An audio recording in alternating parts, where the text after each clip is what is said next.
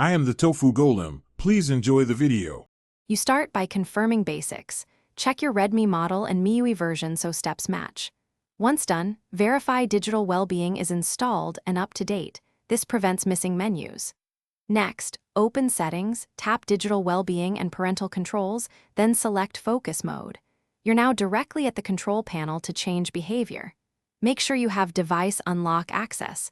You'll need it to flip any enforced restrictions. This gets you immediately into the first actionable interface.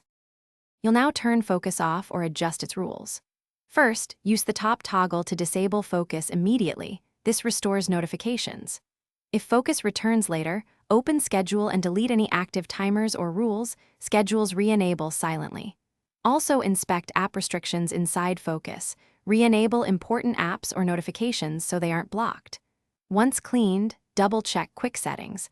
Long press the focus tile to jump straight to these controls, which saves time if you need to repeat change. You finish by confirming behavior.